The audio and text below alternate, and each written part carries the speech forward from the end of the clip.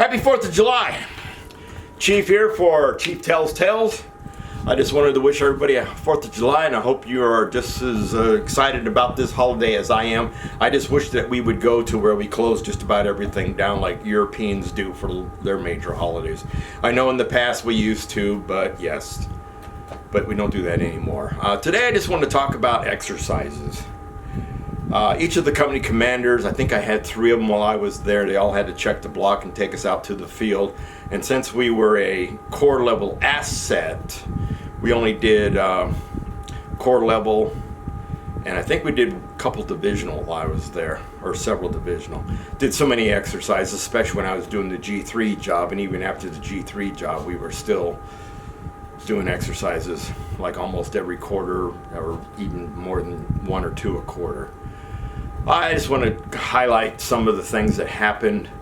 We did a night convoy. I got sick. I was wearing like the 2nd generation of the night vision goggles, and I just got tired of going down the road and seeing the sickly green tunnel because the trees were, to me, seemed like they were going by too fast, and I just didn't care for that. So I had to take my nods off, and I was still TC in a truck, but we still had the night lights going, so excuse me, that why is it always my throat when I get on here?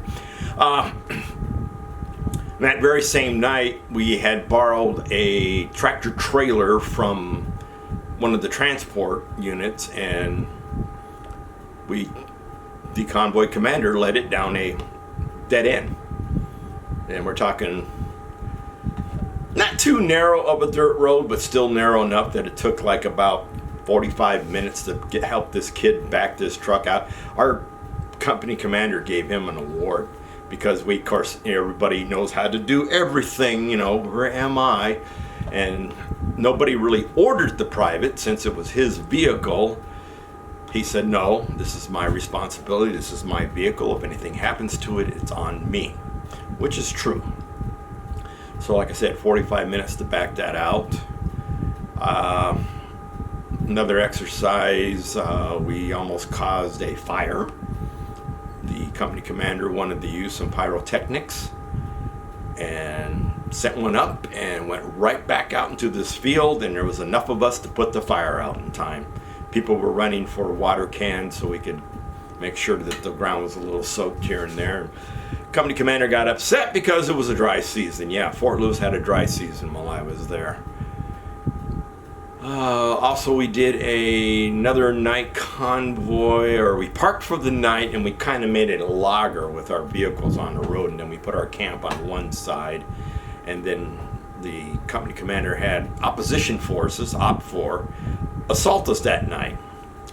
It was a really dewy night, and there was like 3 of us warrant officers that had to pull guard duty, and the senior took first watch so that way he could sleep most of the night, and he came back and woke me up so I could do my shift,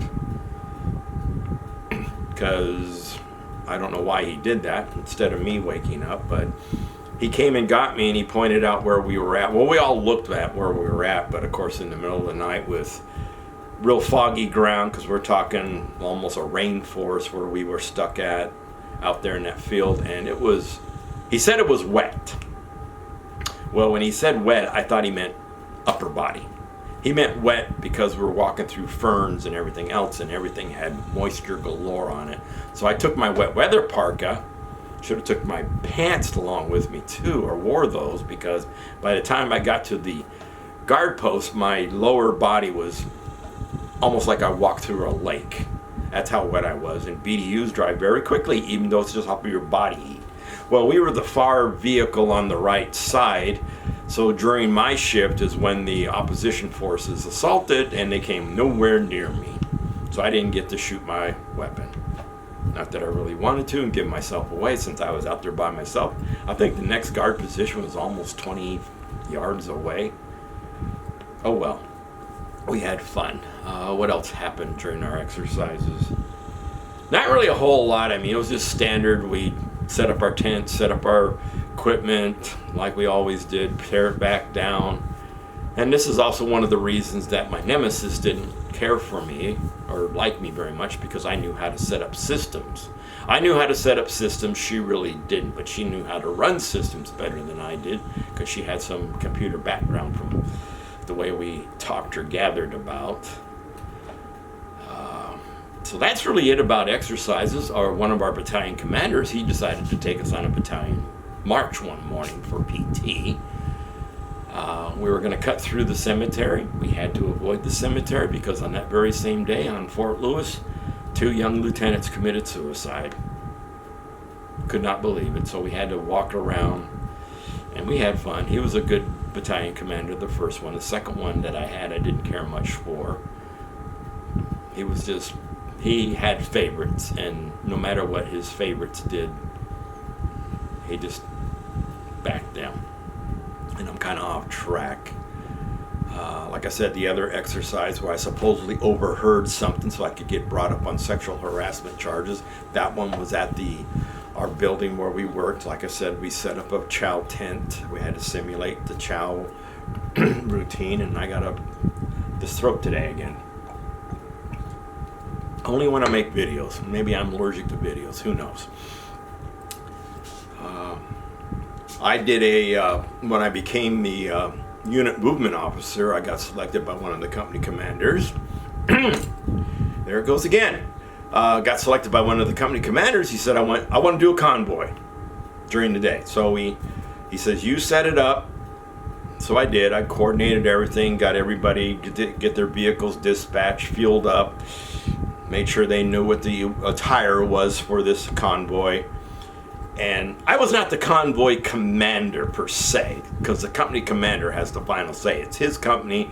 He says, we're leaving now. So we didn't leave on time. And my fellow warrant officers were giving me trouble by saying, hey man, you just missed your launch time. And I said, no, the company commander has not given the clearance yet. He is overall in charge. I am, yes, considered the convoy commander, but he is the one that said, let's go. So about 2 seconds later, he said, let's go. So yes, we missed our time, and then we only did like a couple herringbones throughout the operation. He just, golly Moses. Because he's in the lead, I'm in the rear. So how can I be the company, or how can I be the convoy commander if I'm in the rear? So between the two of us, we had radios, so I know exactly what was going on. So he would signal me over the radio, yep, we're going to do a herringbone now.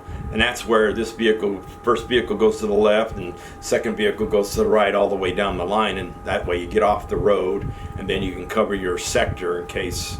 And then, of course, if a plane's flying overhead, it's going to shoot you up. But we're all light vehicles. We wouldn't last very long. As you can see what's going on in Ukraine with light vehicles. And that's not even planes going overhead most of the time. That's just accurate artillery. I cannot believe how accurate that artillery is. But I guess when you got drones in the sky with GPS, didn't have that back in my day when I was in the military. I mean, yeah, we had GPS. I learned how to use the system, and then, like I said, they became play toys for the company commander and one of the lieutenants while we were over at Desert Shield, Desert Storm. And the 3 or 4 of us that went to the class didn't even use them the whole time we were over there. So I don't know why we even went to a class. Losing track again. So that's really a lot of the extra stuff that I did at Fort Lewis. Like I said, I was unit movement officer. I was a safety officer. And getting to my safety officer, I guess, yeah, I got enough time. I only had to do one report on an injured soldier. I didn't have anybody break a leg or get anything splinted or nothing like that, but I had a soldier who almost sliced his hand, or his hand off of his arm. He was sleeping in the ground floor of the barracks, and supposedly he said that his cell phone reception wasn't very good until he got closer to the big windows.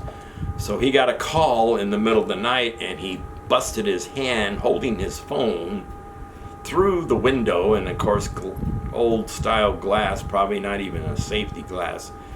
He really messed up his hand.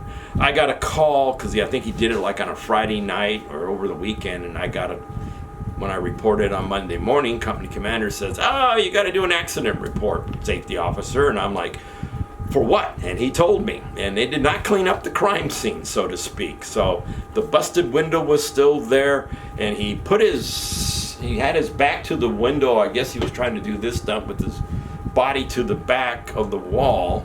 So he put his hand through the window, glass chopped, cut, sliced, diced, whatever, and he pulled his hand back in, and he kind of sprayed, because he was almost in the corner of his room, so he sprayed blood across the wall. I mean, it looked like somebody got murdered in that room. Because like I said, they did not clean it up. They were waiting on me. Why they didn't call me over the weekend, I don't know. I could have done it over the weekend. It wouldn't have bothered me all that much. I mean, you're a soldier 24/7. So I just could not believe that room when I walked in there. And then I said, "Okay, you can clean the room." They already had taken pictures of it, but me, the safety officer, I had to look at everything to make sure that the report was filled out correctly. And that was the only safety report I think I ever filled out my whole entire time.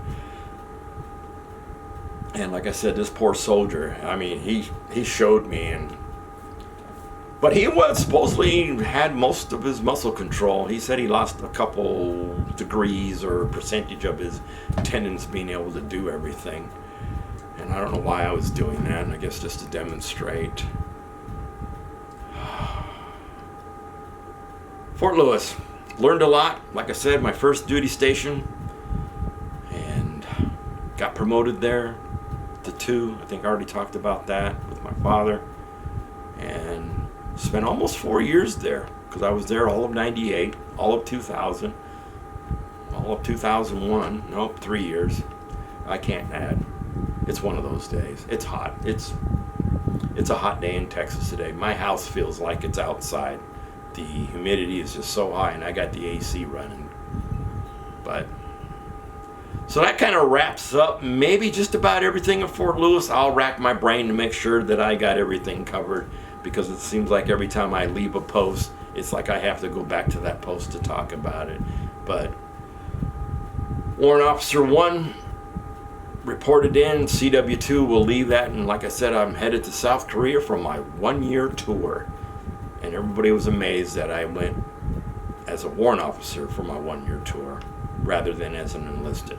So this is Chief out. Happy holidays again. I know I'm screaming. I don't care. Remember, freedom is not free, and especially today is a day to reinforce that. Freedom is not free, so when you light your fireworks, if you can, think about that, please. Of course, it's kind of late in the day to say that, but whatever. You can do it next year. So remember, Chief out. Freedom is not free.